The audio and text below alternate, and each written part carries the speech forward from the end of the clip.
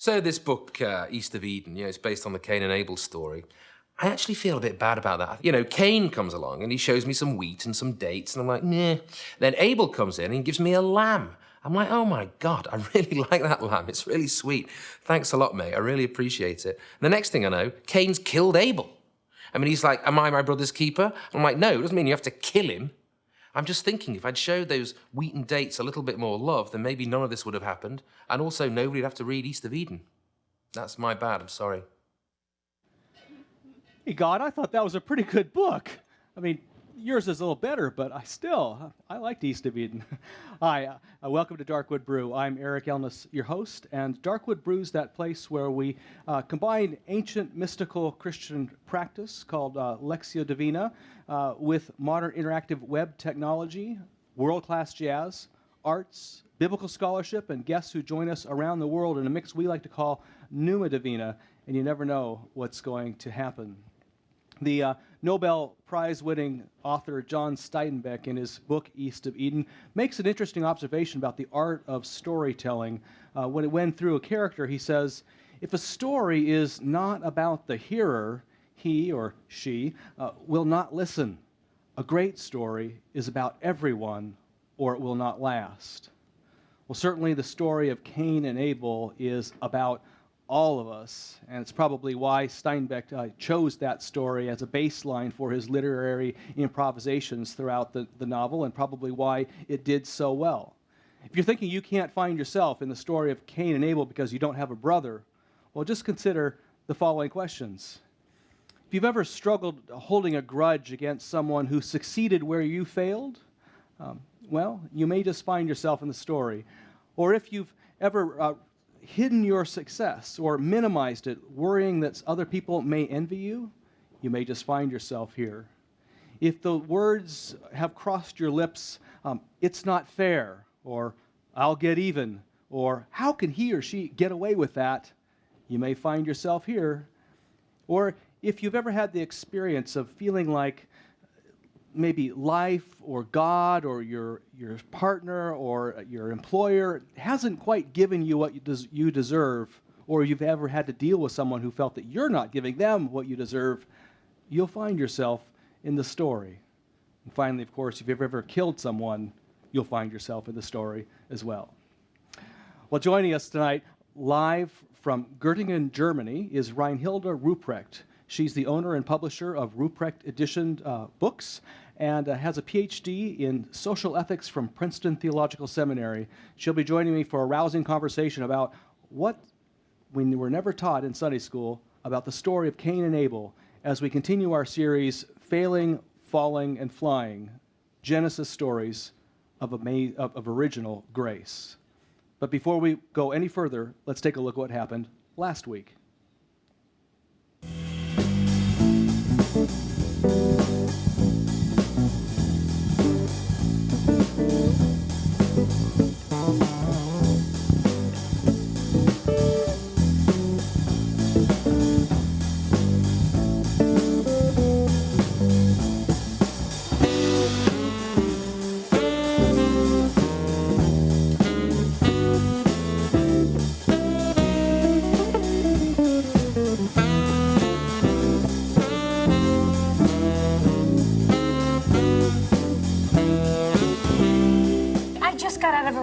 Relationship, and I want to keep my options open because there's just... Sup? Hey, baby, I missed you. Oh, whatever. I'm going over the tree of knowledge. You coming? I come from a more conservative background. I was raised Church of Christ. So I think progressive evangelicals aren't afraid to talk about Jesus and the Bible in ways that are really connected to their heart. And I think sometimes mainline Protestants have a hard time doing that because we don't want to sound like those kind of Christians. And so sometimes we can kind of jettison Jesus and the Bible, which, let's be honest, are the only two things we actually have going for us. So I think that sort of coalition building among more mainline Protestants and progressive evangelicals feels like a really, really logical bridge to be building. Well, I can't give actual numbers, but I will say that we blew away all viewership records for the entire time we've been on the internet this last month. And congratulations to all the 50 volunteers who make Darkwood Brew possible, and the staff. It was quite a milestone. China is the #3 viewership of Darkwood Brew right now. So welcome if you're joining us from China. Special welcome for you. And obviously people are spreading the news in China.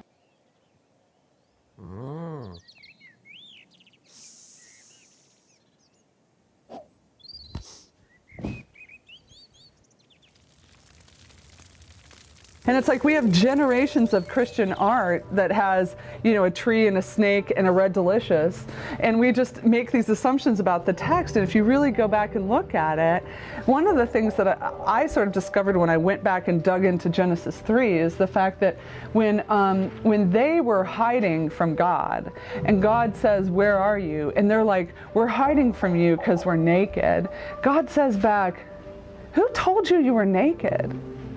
And to me, that's like, wait a minute, that shame that they were experiencing, that was not from God.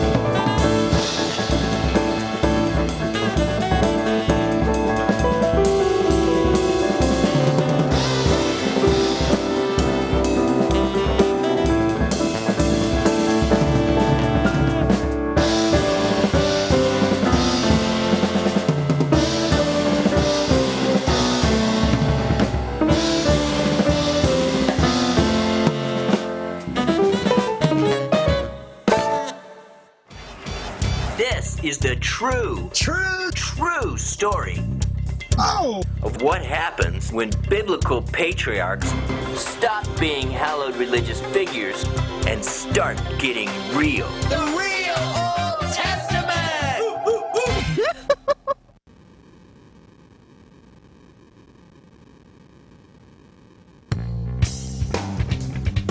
I am Cain, son of Adam and Eve. I'm a farmer, till the land, which is very difficult. I don't even have tools. This is my best tool. It's a stick and a rock. Before I had a stick and I had a rock separated, and then I put them together. Pretty good. I'm working on a stick-rock-stick. Hi, I'm Abel. I'm a shepherd. I keep sheep. You get to see the world. I've been everywhere. I've been everywhere but Eden, which is very nice, I hear. He's my only brother. He's a shepherd. He traipses about the land, and there's not much security in it. Here's what he does. He goes out and he sweats a lot and makes a lot of noise out in the field, and then picks up what grows there. He's okay. He's not as smart as me. I don't think he could farm. I love Abel. Abel is great. He's funny. He's just so charming. He's kind of a favorite. I feel very thankful. That's where the offering idea came from. Hey! I had a thought. Oh, yeah? We should give something to God. He doesn't. He's got everything. Well, yeah. But that way it would be like saying, hey, you gave us so much stuff that here's some back. He's going to like that? Yeah, he's going to love that. Oh, I guess. Yeah, wouldn't you love that? I don't know. I would love a little rain right now. That's what I need. The rain. Well, that makes things grow, doesn't it? Yeah, I guess it does. I don't know. I tend sheep. Yeah, Sheep are doing fine. interesting.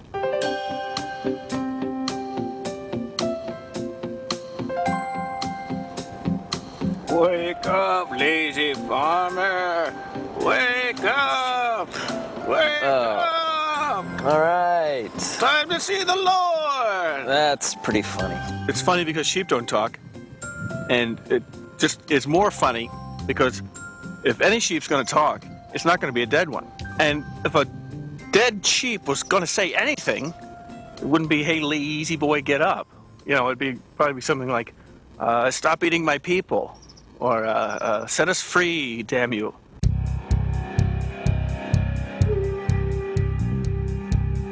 I think God has a thing for nomads. It's like I've decided to stay put, and God has been prejudiced against that from the very beginning.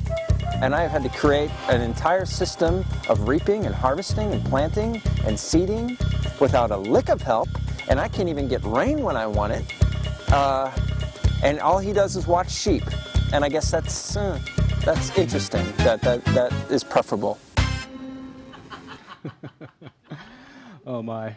We'll hear a little more from them later, a little more of the story according to the real Bible. So, well, I had to laugh in the that highlights reel. I had mentioned last week that China was the third highest viewership of Darkwood Brew currently. Well, actually, last week China has boxed out Canada as being number 2, the United States being the highest viewership. So China, ni hao. Love to have you with us, and Canada, you could still catch up. So, but we've really enjoyed being connected and benefited greatly from being connected to the world community, and such as even an example tonight of having a scholar who is a very knowledgeable expert in the field of social ethics joining us live from Göttingen, Germany. And so, Gut Morgen also to you, Reinhilde. Look forward to hearing from you shortly. I hope I didn't just slaughter my German. I did take German back in the day, but I didn't do too well in it. But this last week on social media, we also were hearing from you all around the world and throughout the United States, and we don't want to forget our United States viewers. I see a lot of you are on right now from anywhere from Sanger, Texas to Lake Havasu City to Charlotte, North Carolina. Welcome to you this evening. Last week we put out on our Facebook, to our Facebook community, the question, where do you find the energy of Cain and Abel in the world today? And we had a lot of interesting responses. Our first response here was rather global, you might say. Jennifer Palin just said everywhere. So she had no trouble finding this in probably herself and in the world. But immediately people weighed in on something that's been going on in the United States quite heavily in the last couple of weeks. Here, everybody's got total convention fever going right now, and so we had a lot, if you put that up on the screen, a lot of responses that are summarized by Helen Slack Miller in Portland, Oregon. The story of the elephant and the donkey. That's Republicans and Democrats here in the United States. A lot of Cain and Abel going on.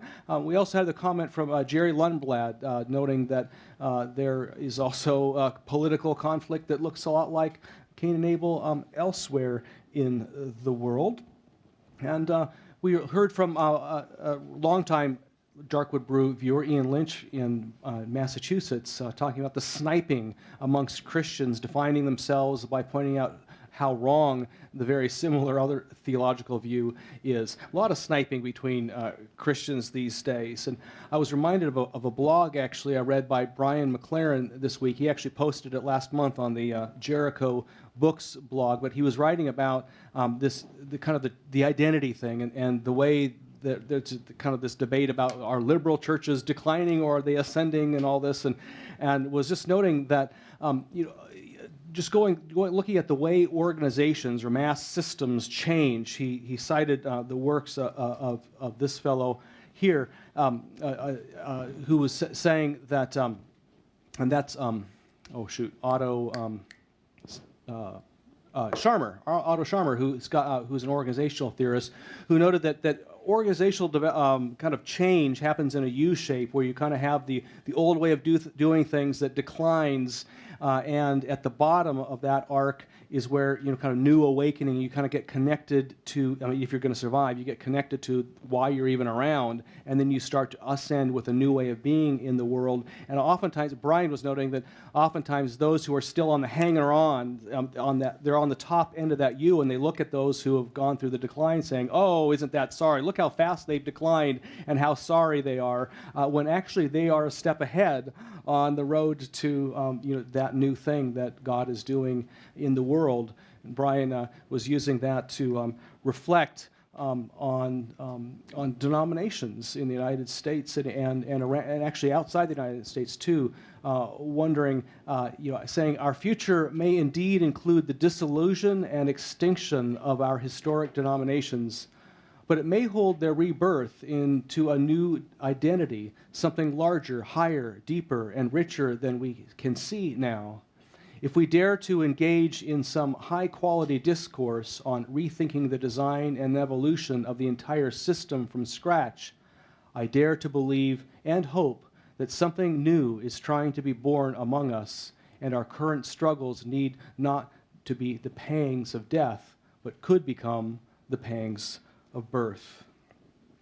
If you want to follow up on that kind of sentiment, after the first of the year in January, there's going to be an interesting conference being held in Memphis, Tennessee, that's really meant to honor Phyllis Tickle and her book on emergence Christianity, but it's really going to be a discussion about what is going on right now in the new thing that God is doing in the world. And Darkwood Brew is actually helping to sponsor that conference. And so if you'd like to join us there, get to thejopagroup.com/events and find out more information about that conference.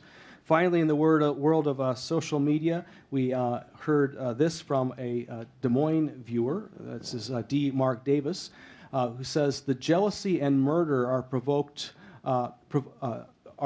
by God favoring one brother's offering over the other. Their offerings were reflections of their differing vocations. I wonder if some struggles today are rooted in how one people in one place seem to be blessed or fortunate while others do not.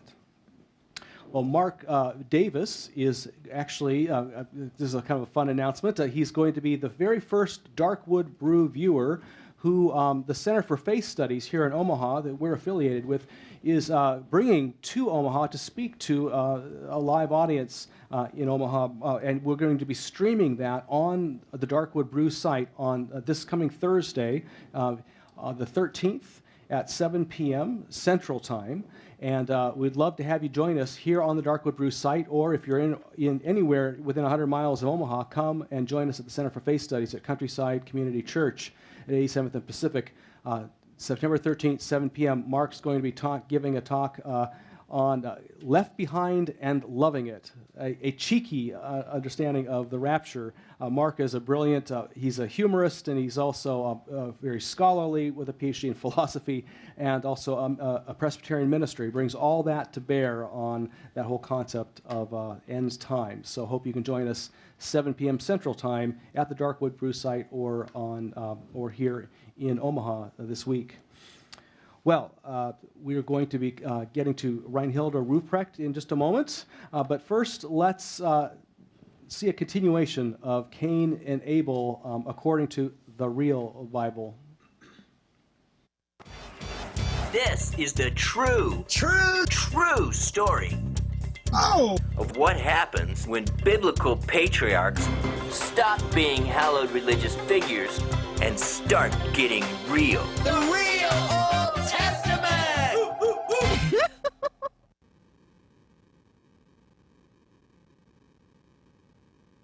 So, I've been thinking about creation and everything, and there's really only one creature that I would prefer were not here. My brother, Abel. Hey, Abel! Hey, Kate! Hey, you want to go for a walk in the field? Yeah, I got the sheep. Oh, that'll be all right. Yeah, all right. I wanted to get him away from my domicile because I found through killing animals and the creatures of the land that killing is fairly messy. Anyway, I had this thought. See your temple. Does that hurt? Ow, yeah. What's the cap? Would it hurt more if I hit it a lot harder? Yeah, probably. Really? Yeah. Ow!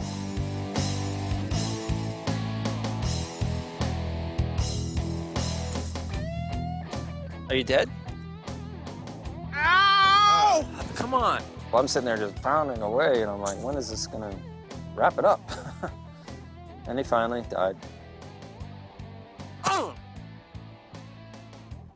Are you dead? Abel? I uncreated him. I don't think I miss him, but there is a thing you got to think about, that there are very few people, and he was definitely one of them.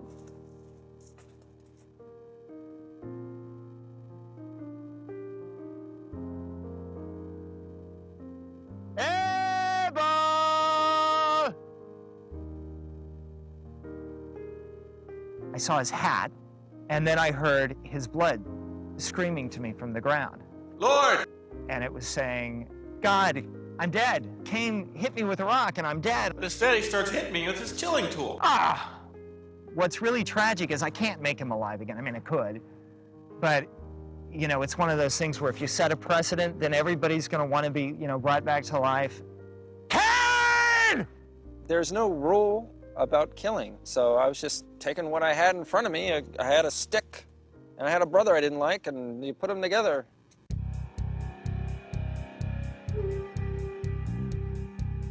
I figure he's going to ask me my advice on, what can I do to get back in God's favor? Such a fool. That's what I was expecting him to say. But instead, he starts hitting me with his killing tool.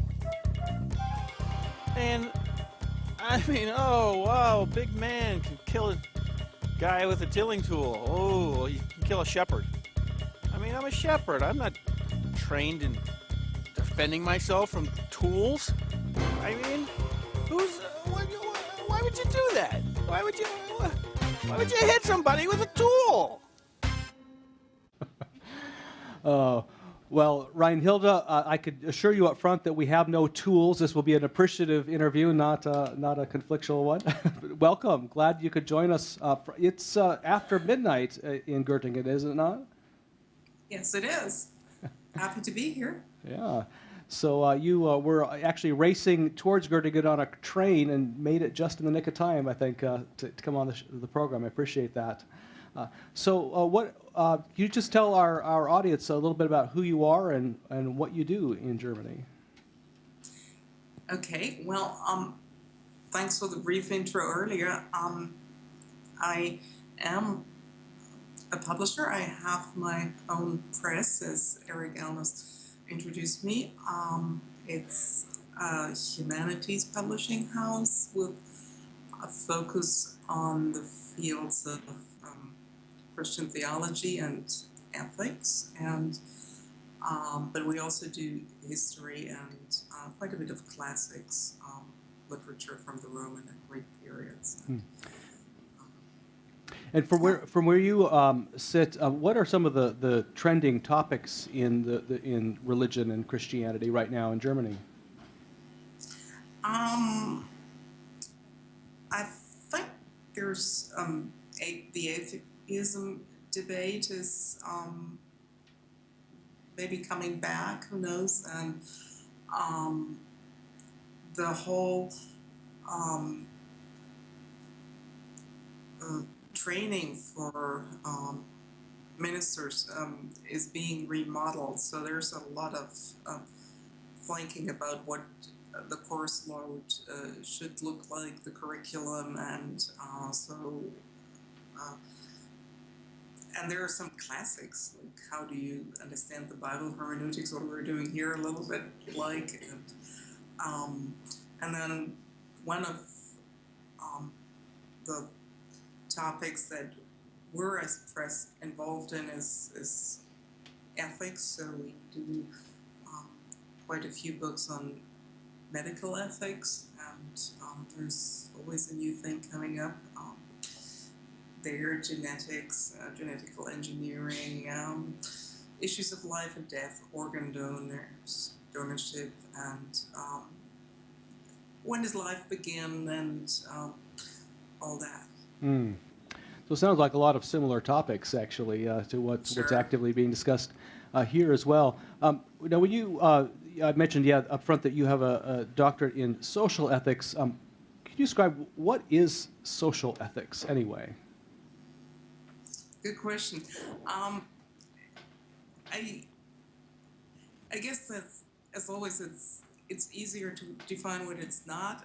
Individual ethics versus social ethics. Individual ethics as of how you deal with another person on the individual level, where social ethics looks at issues within society, but then society is made out of individuals, so it's kind of fluid. But some of the topics I mentioned, medical ethics, bioethics, would fall in the field of social ethics.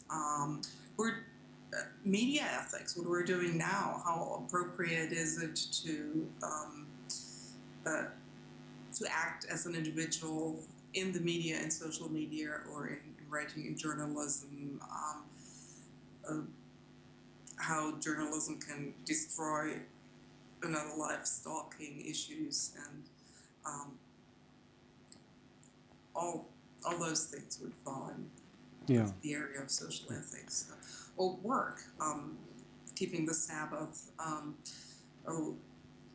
Social ethics has been around for a long time, and the social ethics, the awareness of child labor and slavery and things like that. So there are historical concerns that have been addressed by social ethics. Okay. So when you see this biblical story of Cain and Abel, as someone who's trained in social ethics, is there anything in particular that jumps out at you in this story in terms of its applications, or where that would touch on social ethics? Oh, the entire story, I'd say, but I'm a person, I don't know about you, but I kind of like to open the morning paper backwards. So that's what I did with this story, and it ends with this refugee status of the murderer, and there are so many refugees in this world. So that's where social ethics certainly comes in, and where I would see a parallel, but other places too. Well, just on the refugee issue itself, how would you see the story of Cain and Abel impacting that, or informing an ethical point of view on refugees? Well, it's the fate that Cain thinks he has to die, and he argues with the Lord and says, well, everybody can kill me now. And then the outcome is that he has to go away, but he's safe. And for many refugees, it's a very similar choice. They face death. One of my authors, who has a church in Berlin, has a baptismal class of people from Iran who attended house churches, clandestine house churches in Iran, and then there's death penalty if you're a Christian in Iran, because it's and so one way or another they managed their way to Berlin, and now they're taking classes to be baptized in his church, and he has to appear in court and say these are true conversions. And no, they aren't just getting baptized because they want to stay in Germany or other countries. But so that's where I see a parallel Yeah, that's very interesting. Reminds me of just even in the Hebrew Bible itself, there was this understanding amongst the Hebrews that really sprang from this old story that really everyone needs a place they can go where they will not be killed, and which seems like a basic, understanding that we should all have. But then again, it gets tricky. Like for instance, what if you've murdered someone and you've got a clan after you or what have you? I mean, they were saying that even someone who is guilty of something terrible needs a place they can go where they will not be killed, and so they set up literally cities of refuge around ancient Israel. It was a place where a person could go. That's springing right from this story of Cain and Abel, realizing, well, if God felt it was important, maybe we ought to feel this is important too, even if we think a person has wronged us in some way. Oh, yeah. Sure. So we promised folks they'd hear some things that you wouldn't necessarily learn in Sunday school. I imagine many people didn't learn about refugees in Sunday school in relation to this story, but are there aspects of this story that jump out at you as interesting? Well, I mean, when we have this imagery, how this all started, and it wasn't in the movie, which I enjoyed very much, and thanks for picking it and bringing that up. It's funny that there are two stacks of burnt offering, and the way that God would show to prefer one offering over the other would be that the smoke would rise up to the sky, and God would enjoy the smell or whatever, and that the other offering, which was kind of rejected, would the smoke would never go up, and there's nothing of that in the story. I mean, no mention of smoke no rising. Bird. We don't really know how Cain even noticed, and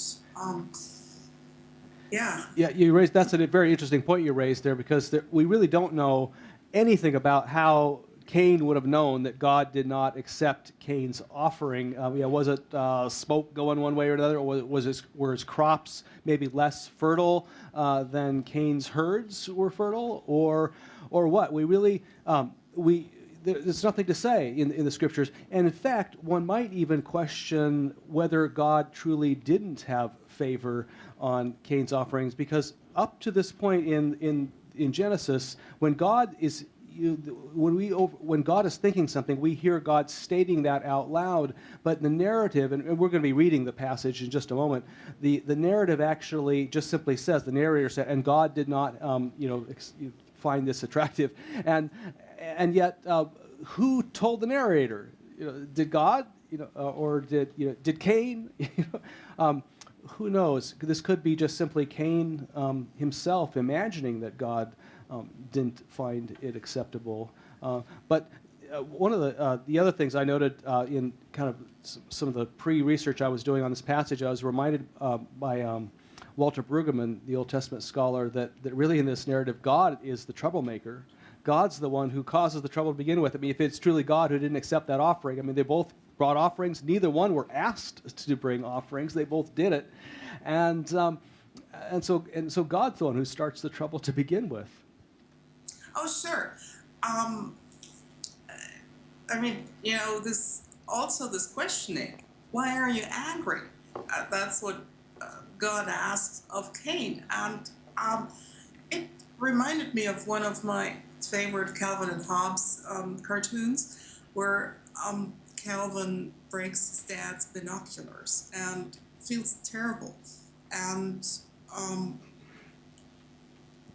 says, "Well, Dad, let's pretend I feel terrible already." But so if this is a parental role that God is playing out here in this question, why are you angry, and why has your countenance fallen, is in the translation you put online, but other translations talk about Cain not being able to look God in the face, and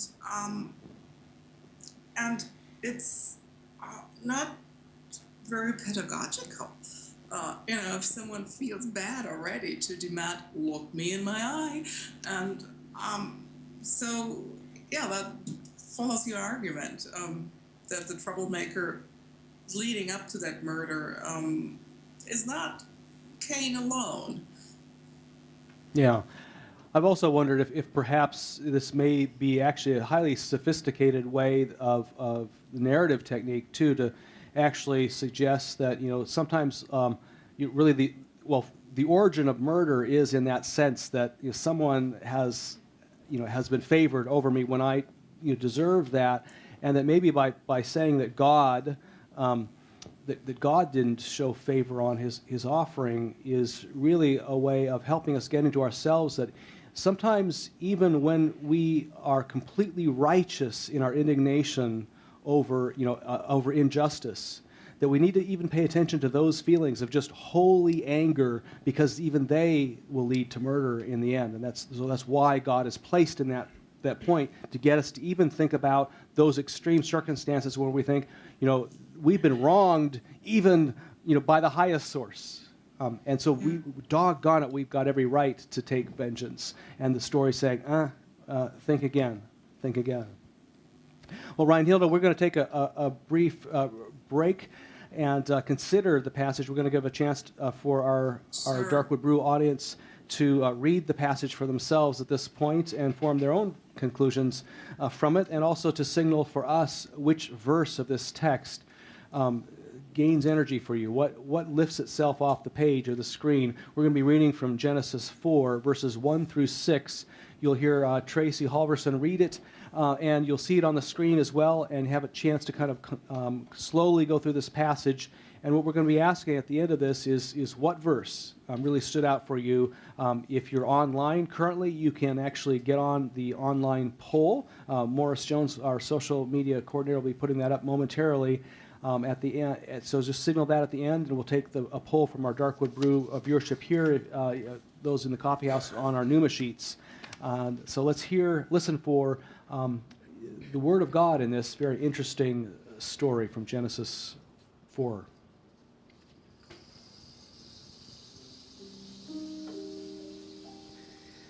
Now the man knew his wife Eve, and she conceived and bore Cain, saying, I have produced a man with the help of the Lord. Next she bore his brother Abel.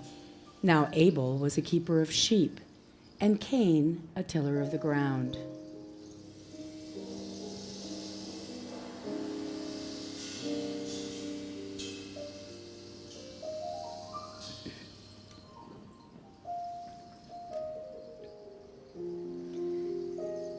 In the course of time, Cain brought to the Lord an offering of the fruit of the ground, and Abel, for his part, brought of the firstlings of his flock, their fat portions. And the Lord had regard for Abel and his offering.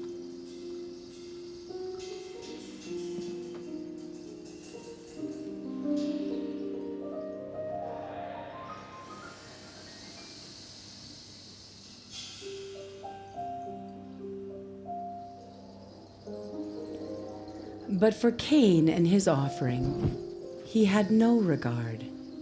So Cain was very angry, and his countenance fell. The Lord said to Cain, Why are you angry, and why has your countenance fallen?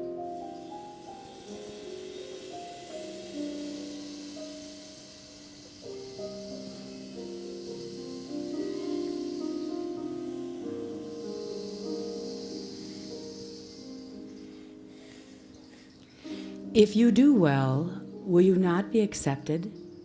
And if you do not do well, sin is lurking at the door. Its desire is for you, but you must master it. Cain said to his brother Abel, Let's go out to the field. And that when they were in the field, Cain rose up against his brother Abel and killed him.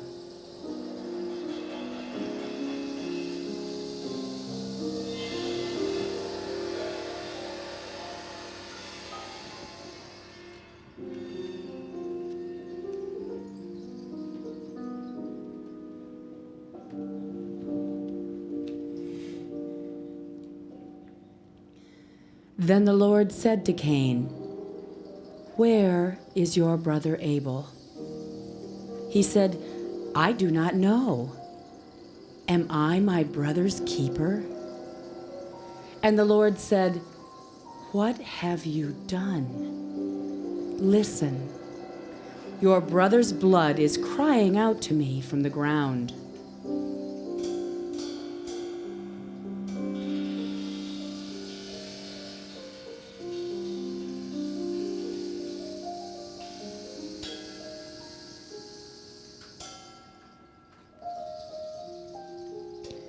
And now you are cursed from the ground, which has opened its mouth to receive your brother's blood from your hand.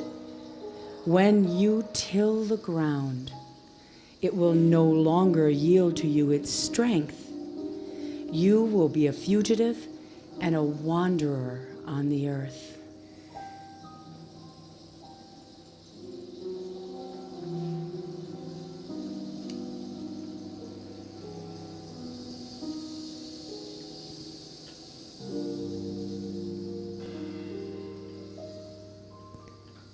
Cain said to the Lord, "My punishment is greater than I can bear. Today you have driven me away from the soil, and I shall be hidden from your face. I shall be a fugitive and a wanderer on the earth, and anyone who meets me may kill me."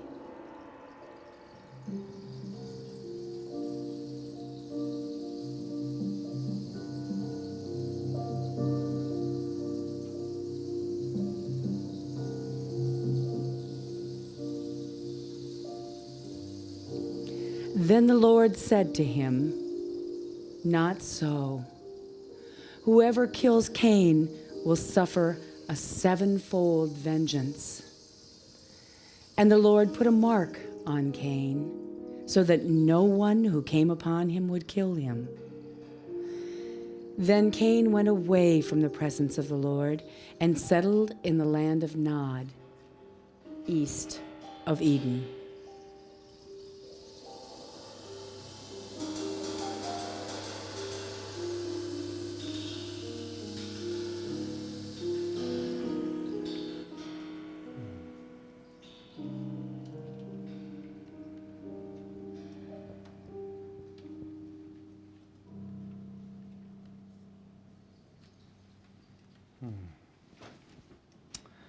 Strange and mysterious story.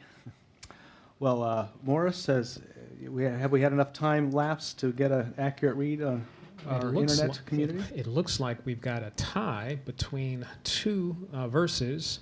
Verse 13 and verse 9 are tied.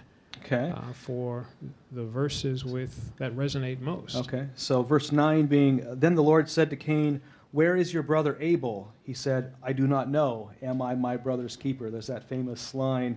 In verse 13, Cain said to the Lord, "My punishment is greater than I can bear." Okay, great. Well, let's see where do we wind up in the coffee house here. Seeing 7, 15, 9, several 7s 15, and 15. 7. And 16. 7, 15. 2. Oh, they're all over the place in the coffee. It looks like in the coffee house, verse 7 is the most popular verse. "If you do well, will you not be accepted? And if you do not do well, sin is lurking at the door. Its desire is for you. You must master it." That's a very interesting verse as well. In fact, that was the verse that John Steinbeck actually spent most time thinking about and kind of working out in East of Eden. So some 3 very interesting and suggestive verses. Very much so. Well, we encourage you to write down the verse that spoke to you the most and use that as a form of contemplation during the week, especially as you see the energies of Cain and Abel operating in the world and in your own life. What might this verse say to you day to day throughout the week? That's a very ancient form of contemplation where we allow the Spirit to come at us kind of slantwise through introducing that idea and then opening our lives to it. So listen during the week to that phrase as it jumped out at you, or perhaps there'll be another one that jumps out through our discussion. Well, the band is going to offer us a feature this evening, and when we come back, Reinhilde Ruprecht and I will be reflecting on 1, 2, or 3 of those verses, maybe more. So stay with us.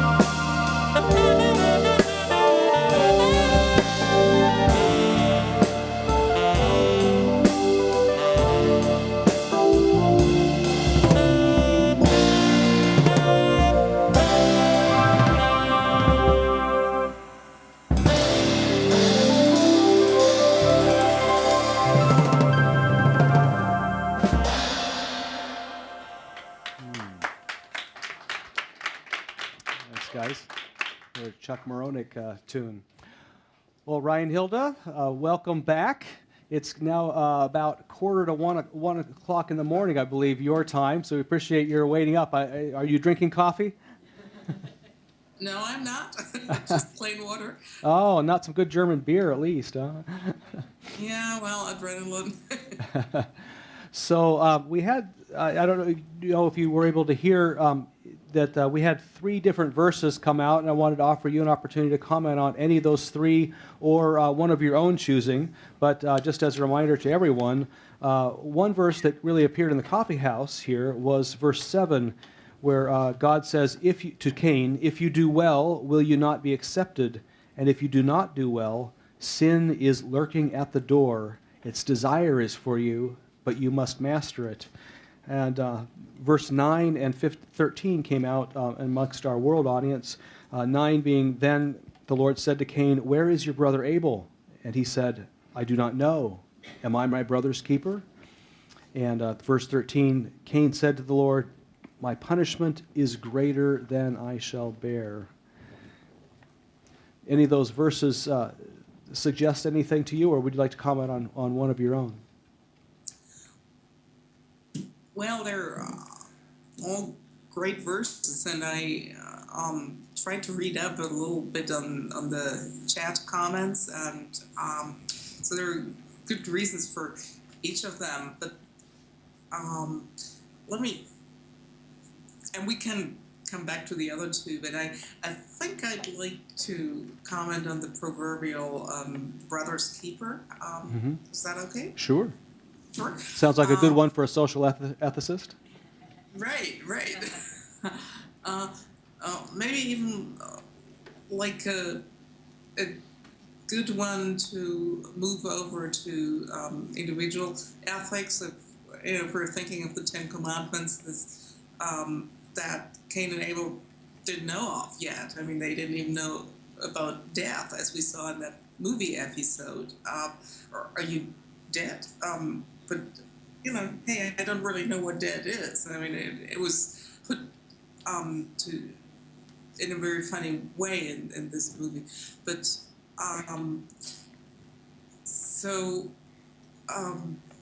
as this whole story builds up towards the murder, and then the murder takes place, and he answers, "Shall I be my brother's keeper?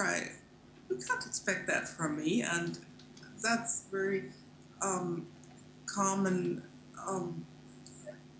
as we see things in society, in the world, that we don't really want to be responsible for it.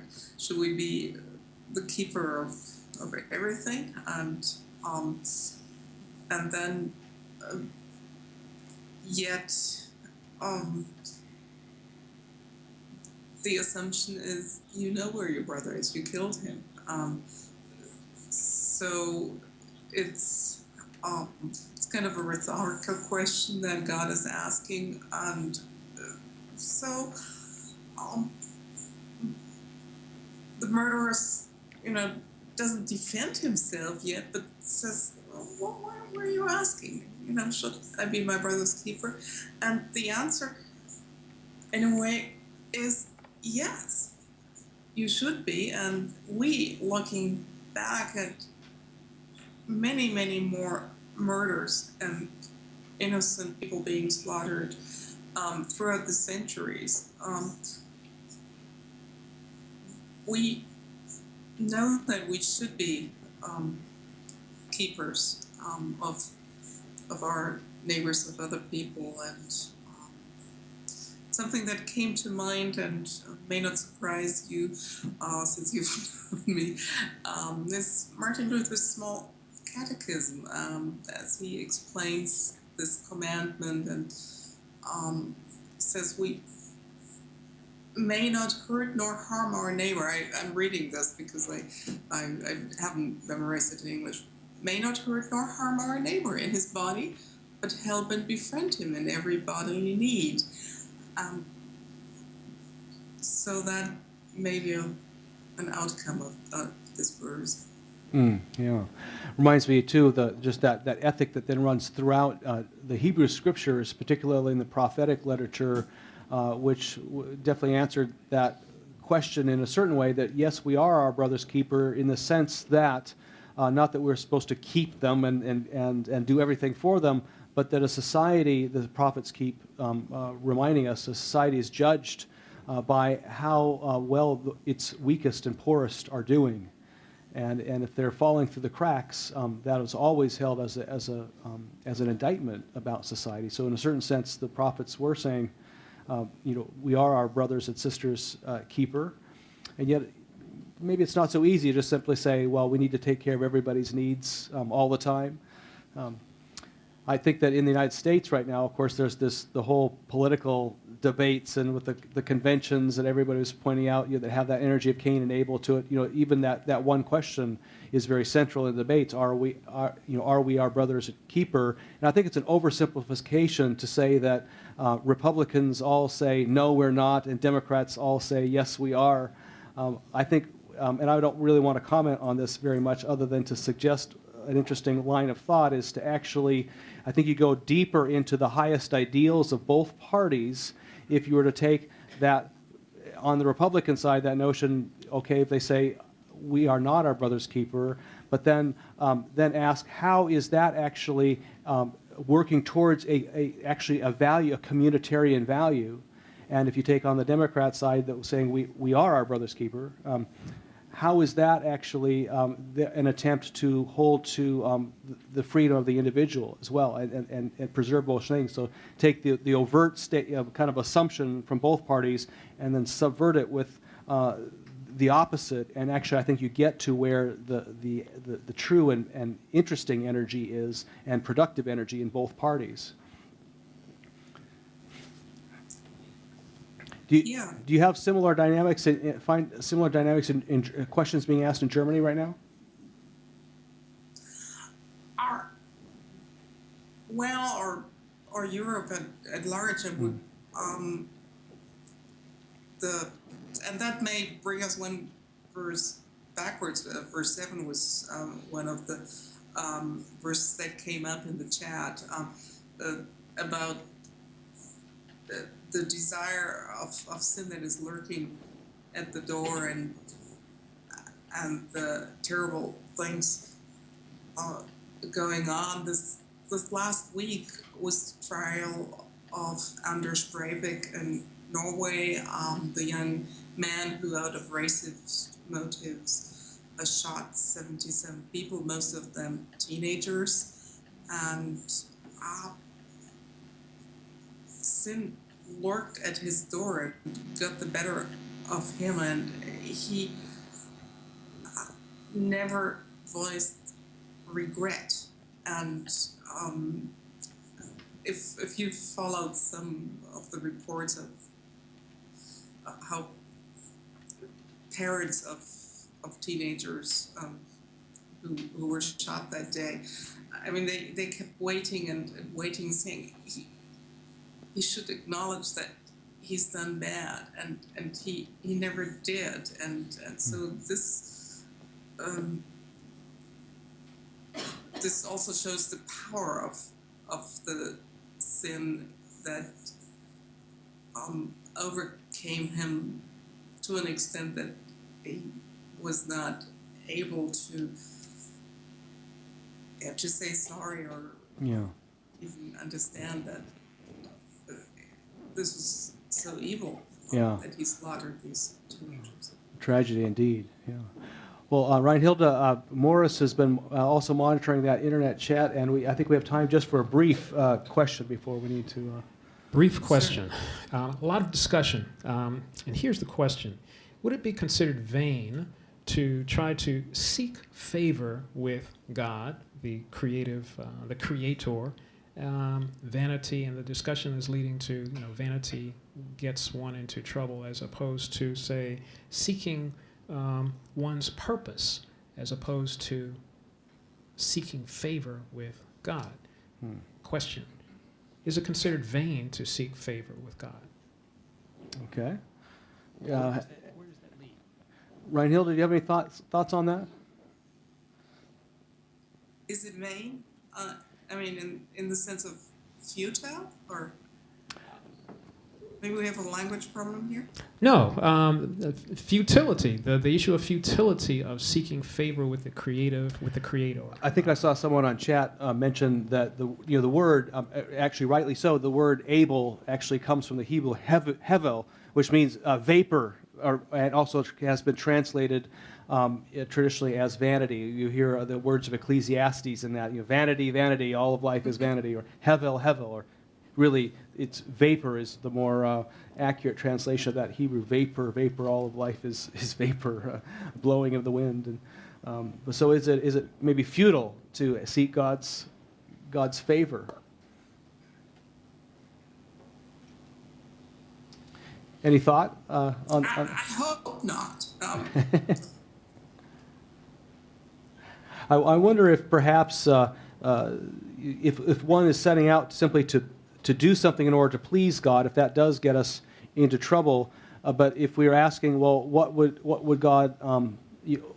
I think if our purpose, if we're created as if we're truly made as creations of God with a meaning and a purpose in our lives, my guess is that that which brings us most fully alive in this world, that which lights us up internally, where all our systems are saying, yes, amen, this is what you're about, this is what you're doing, and you're putting out an energy that you were created to put out distinctively, that when we're doing that, that is the most highly pleasing to God. And so in the sense that on that level, the difference between pleasing God and pleasing ourselves is there is no difference.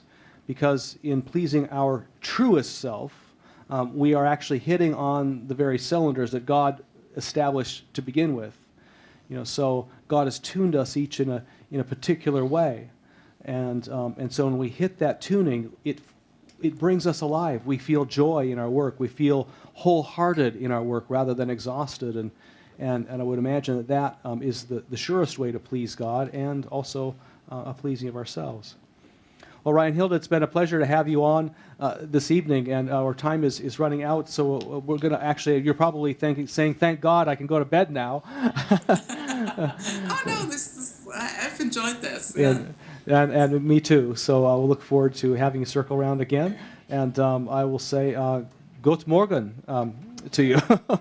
And good night. Good night, maybe. Good night. Good night. Yeah. Well, I think it isn't it Morgan in your land, but yes. Thank you again.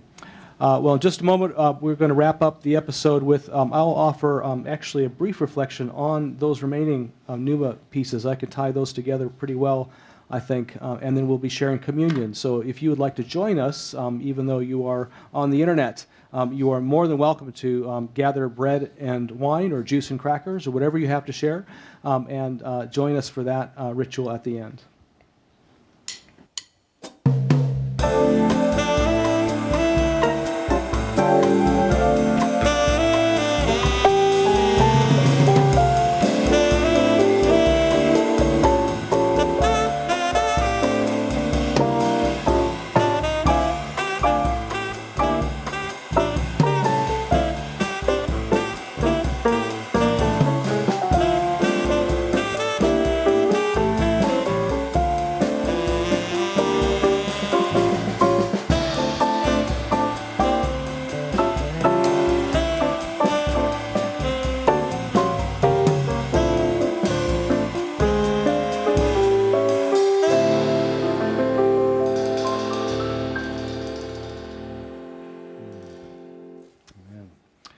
Well, so that verse 7 where God is saying, that the sin is lurking at your door, you need to master that. As I mentioned earlier, that was the line that intrigued Steinbeck the most. I'm going to put that word that he particularly noticed up on the screen here, Tim Shell, which could be translated a number of different ways in Hebrew. It could be translated as you shall rule, as in a promise, like, hey, you will rule over this evil that's lurking at your door.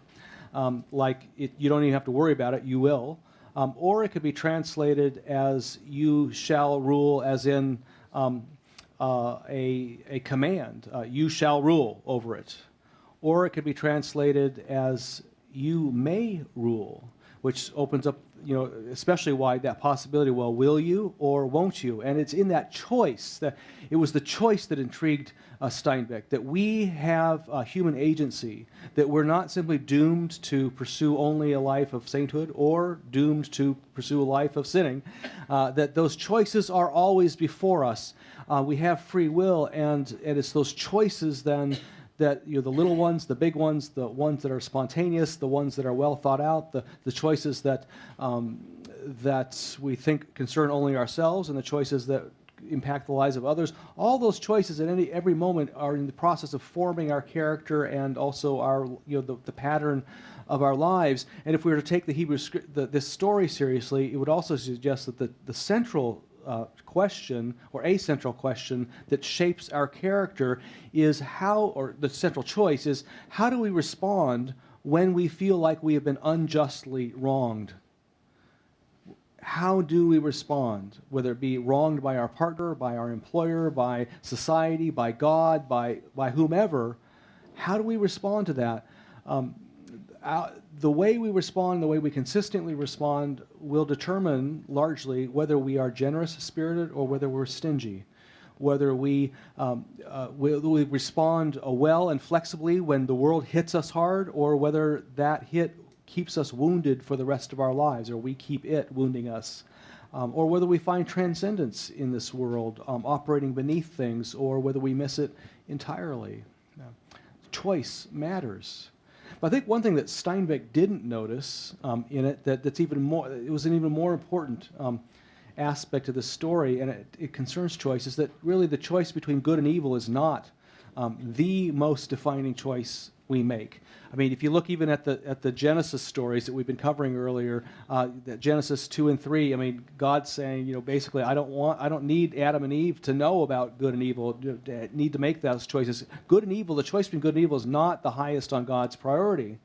What's highest on God's priority level, it seems to be, is the choice of whether to be in relationship with God or not. Do we trust God enough that when we fail and fall, do we trust God enough to turn ourselves over into God's hands and trust that God isn't going to then be spiteful and hurtful, that God is actually going to be working in a healing, a restorative way?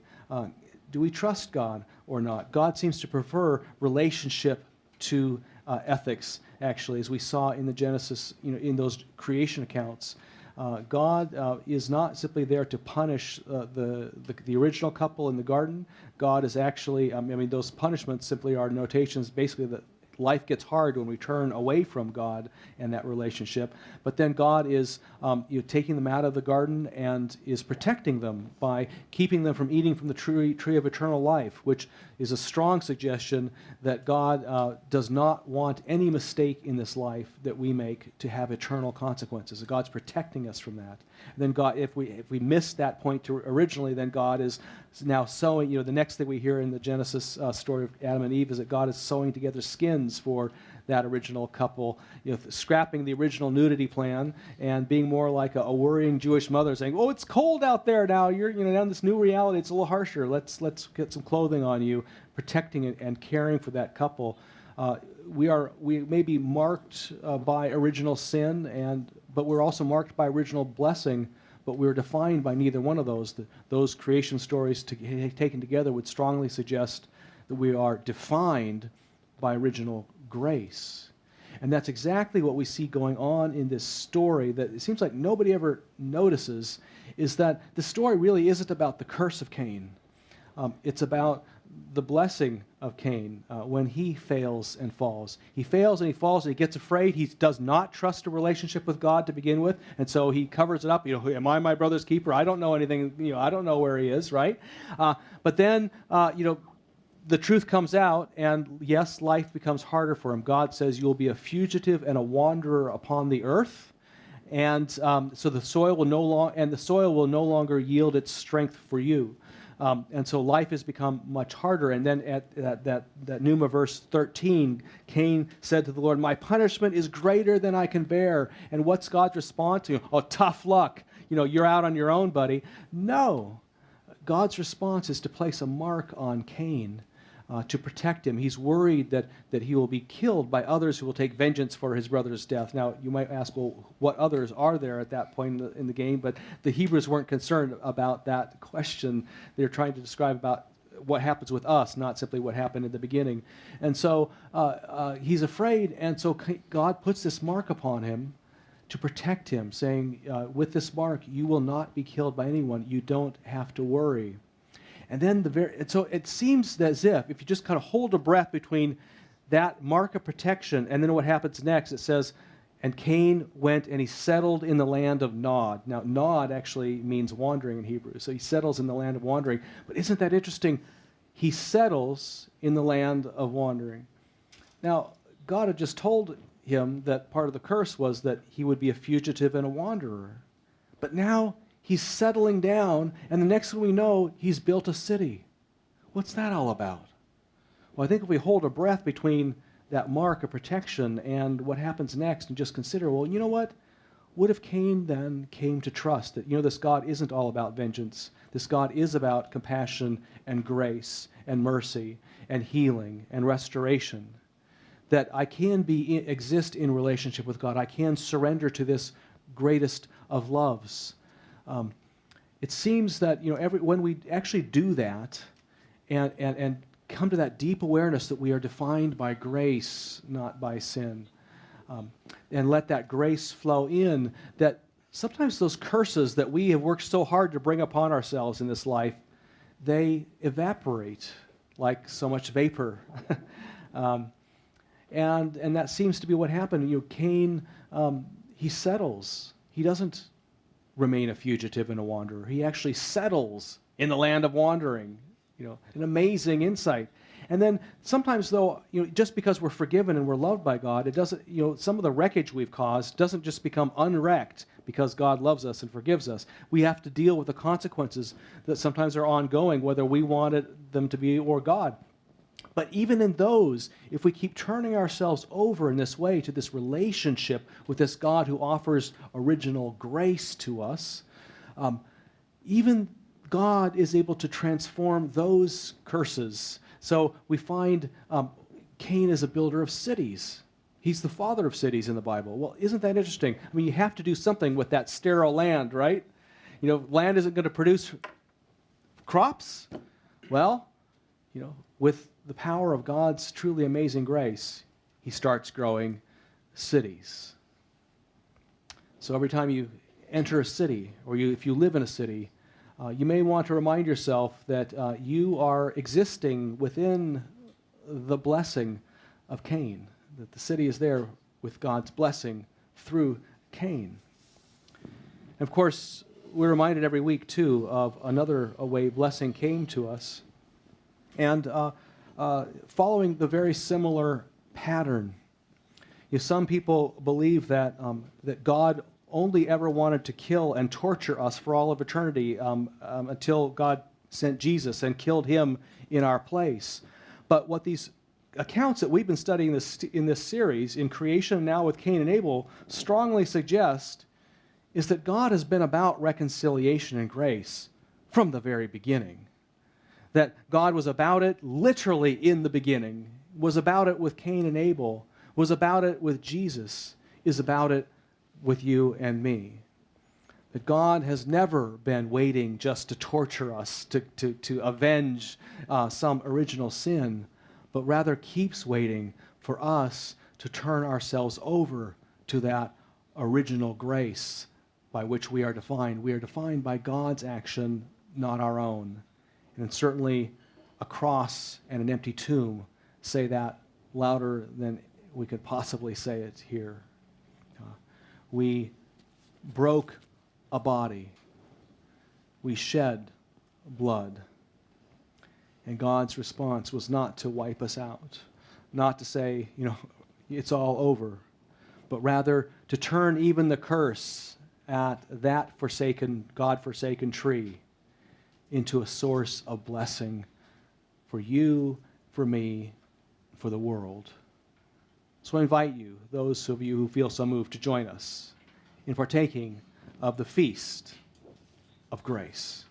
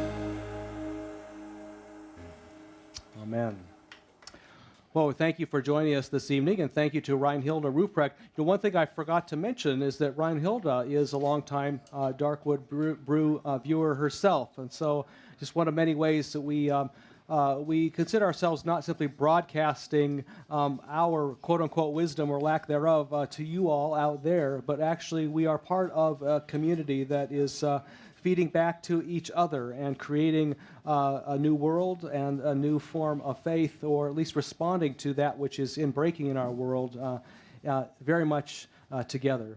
Well, next week, our Skype guest is joining us from Luther Theological Seminary, Terence Frentheim. He is an amazing scholar. I'm an Old Testament PhD person myself. He's an Old Testament guy.